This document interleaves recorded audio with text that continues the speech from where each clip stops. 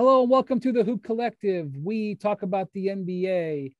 Today we want to give a little checkup to the Dallas Mavericks, who have had a great regular season, great postseason, and a bit of a turbulent offseason here. And joining me to talk about it is, of course, Tim Bontemps, joining us from New York. Well, Brian. And joining us from Luca's winter home in Dallas is Dan McMahon. Howdy, partners. McMahon, you know Luca well. You cover him every day. You've been on the Mavericks for years. Luca gave an interview to a Spanish publication recently. What was in that interview, and what did you take away from it? Yeah, and I believe the pronunciation of the publication is Marca. This is when Luca's on his he's on a kind of a European Jordan tour. And it was a brief interview, but there was a couple things that kind of got Mavs Twitter a bit of flutter, I would say. And so it was an interview in Spanish. So these are rough translations, but there were two things. One, he was asked basically, hey, can you win in Dallas, or do you see yourself, playing elsewhere at some point? And essentially his answer there was his plan, his goal is to stay in Dallas and win there. Of course, in the future, nothing's known, but reiterated that, the idea and the hope is to win in Dallas. And then he was asked about the Mavericks off season. And he said, well, the market has but just started, and I expect the bosses of Dallas have more options to sign. Let's see what they do. And again, that's Spanish to English translation, and nothing too inflammatory there. But I do think if you're Luca, who, by the way, they seek his input, but he's not heavily involved in personnel decisions. He has not shown interest in being heavily involved. He's spends much of his off season in Europe. He's been playing with Slovenian national team again this summer. He's not a guy who has shown the desire to be a recruiter. But you're looking at that. You're in Luca's new Jordan signature shoes, and you're saying, okay, we just lost our second best player for nothing with Jalen Brunson going to New York.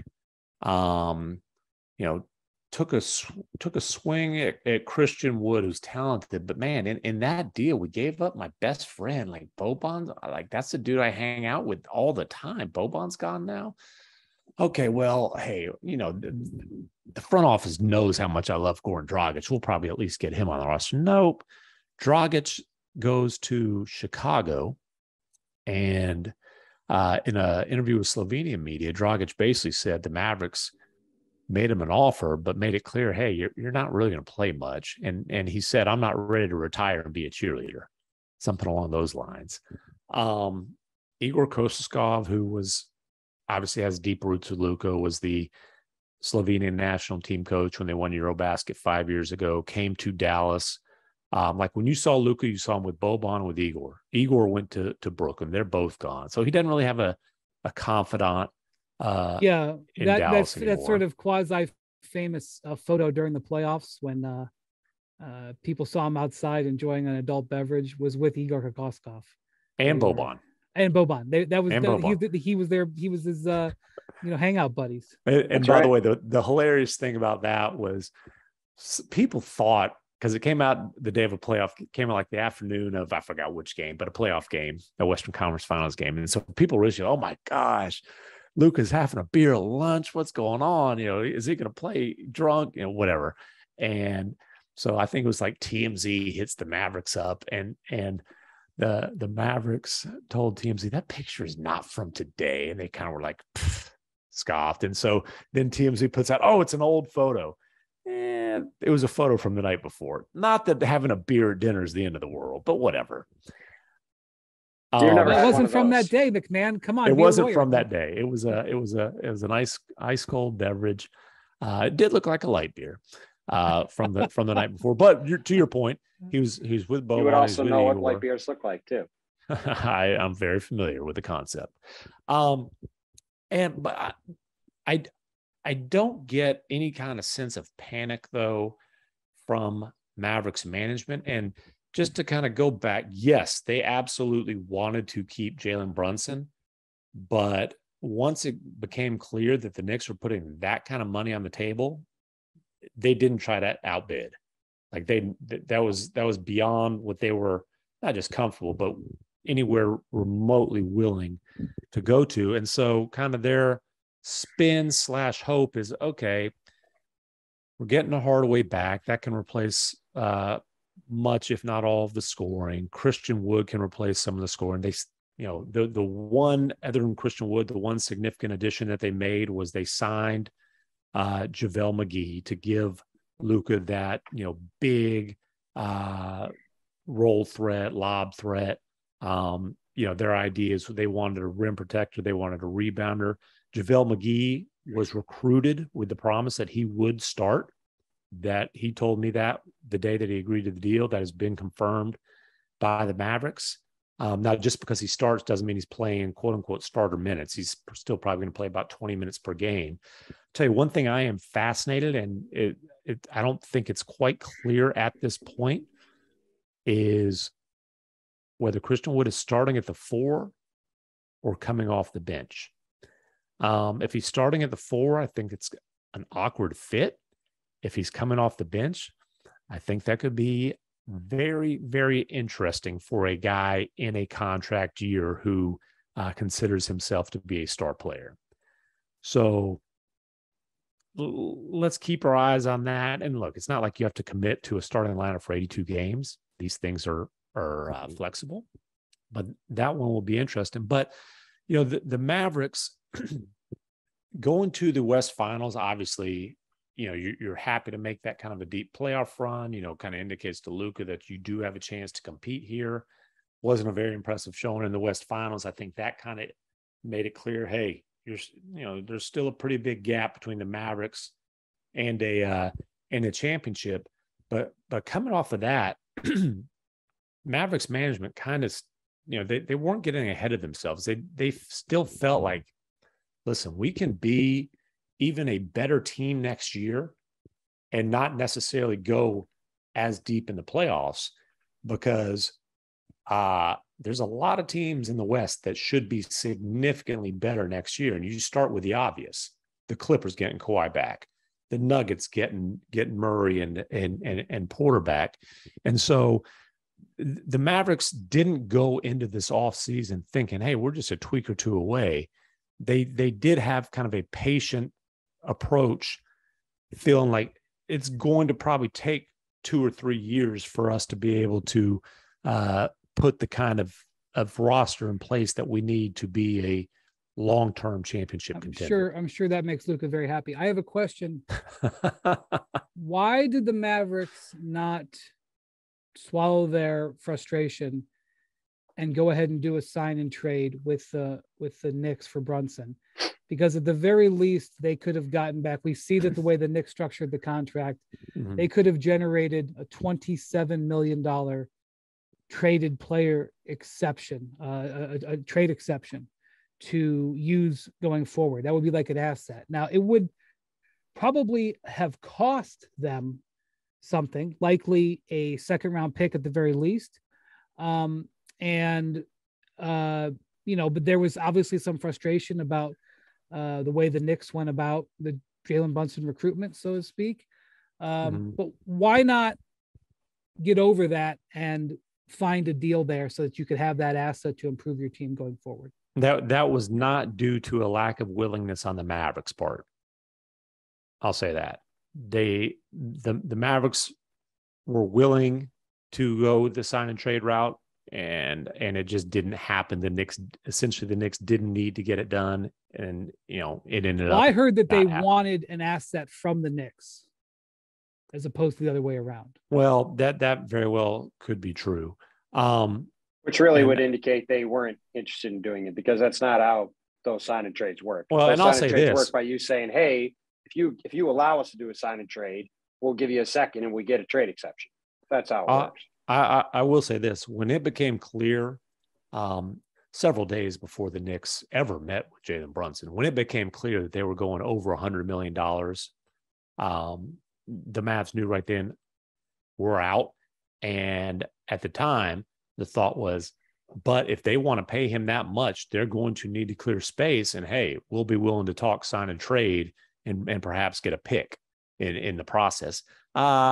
Soon thereafter, the Knicks like, nah, we don't need you. We've got Detroit here.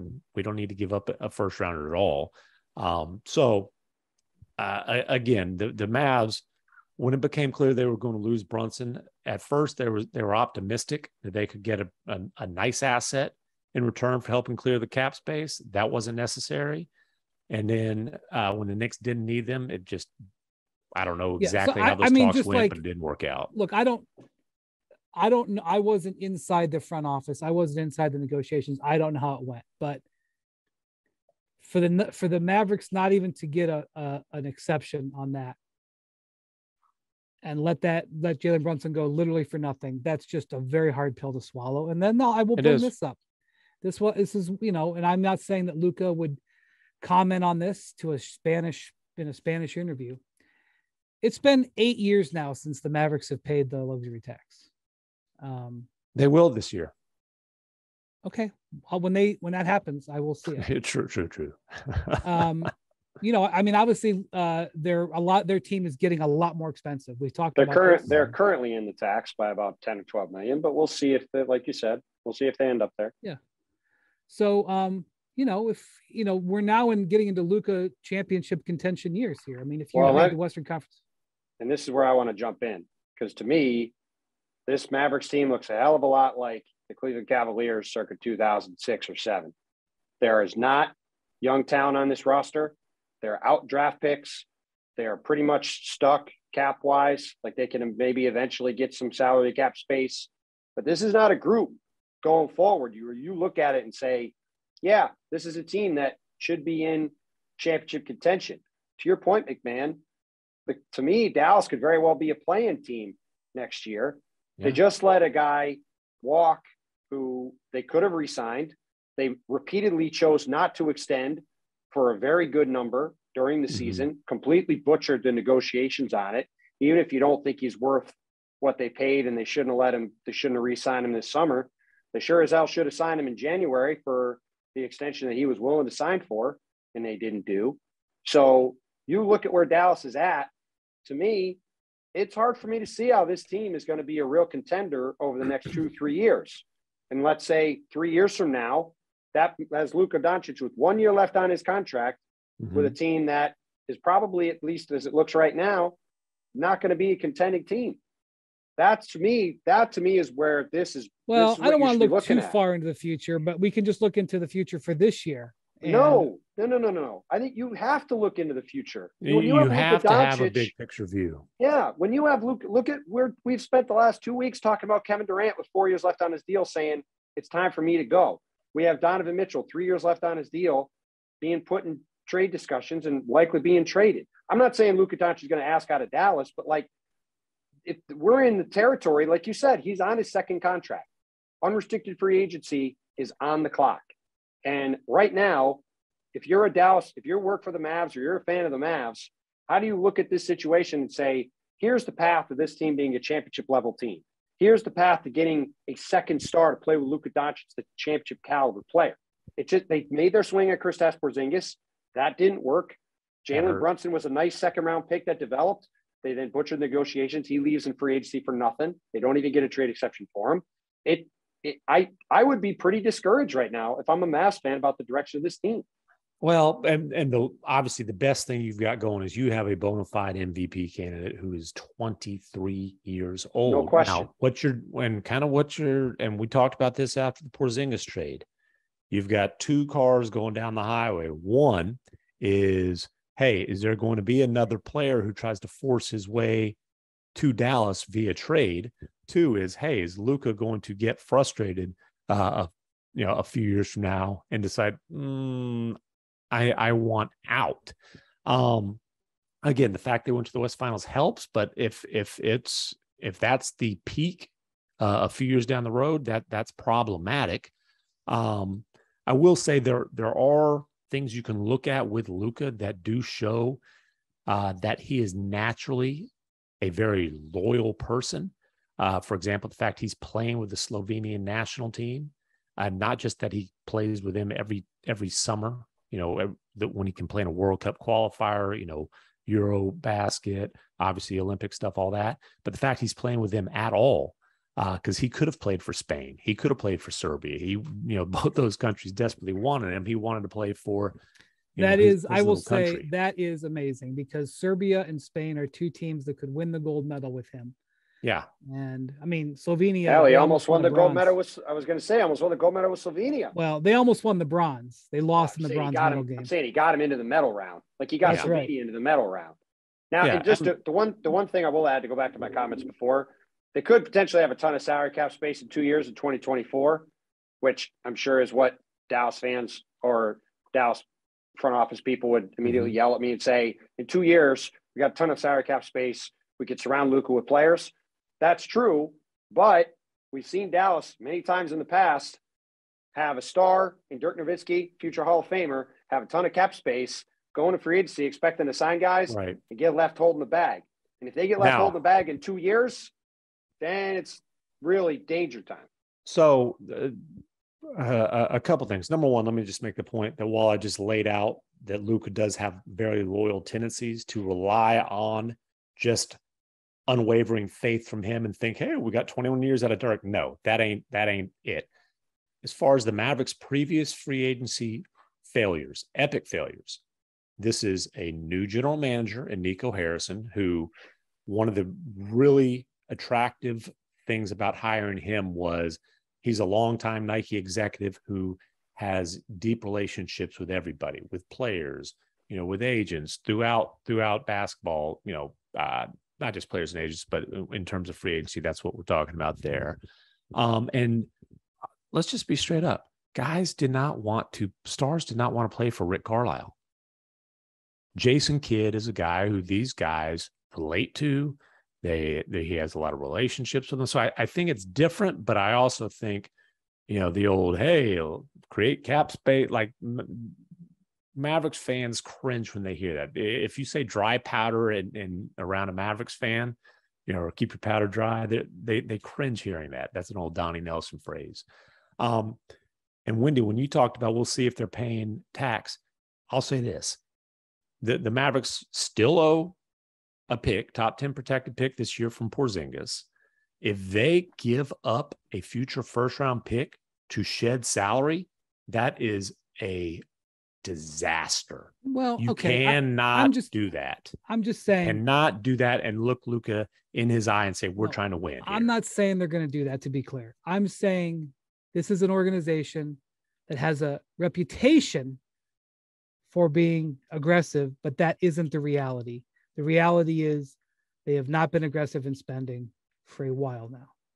Yeah, they have not paid tax since they won a title. Yeah, and they're on the clock. I mean, and you're right. Like, Jason Kidd is a guy stars really respect. Nico Harrison, as you mentioned, has tons of relationships throughout the league. But they better follow through on that plan, because they don't, even if a star tries to force his way to Dallas, they don't really have the ammo to get a star in that. Which is exactly why they can't give up ammo to shed salary. They've got to keep what they 100%. have. 100%. Which is exactly why they should have done which is exactly why they should have tried to get a trade exception. And look at what happened. And just one last thing. Look at the guy that Luka was traded for on draft night, Trae Young, right? 2021, the Hawks make the conference finals, surprise run, upset the number 1 seed in the second round. Everybody's feeling great in Atlanta. They actually added a little bit last summer, thinking, all right, we got a chance to be a real good team. Then they come back and they disappoint. They're in the play-in tournament. Everybody's frustrated. Now they're making moves around the roster. Like, the fact that Dallas got here, like, if they fall back into the play-in tournament this year, like, I don't think Luka's going to be like, oh, yeah, we're on a good, like, long-term 4-year plan. We're going to get guys in 2 years. It's going to be great.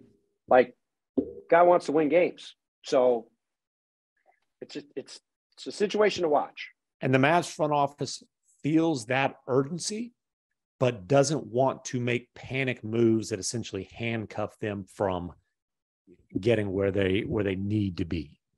All right, we'll see how it plays out. Thank you for watching the Hoop Collective. You can listen to us wherever you get your podcasts every Tuesday and Friday, or watch us right here on ESPN's YouTube channel. Thanks for watching ESPN on YouTube. For live streaming sports and premium content, subscribe to ESPN+.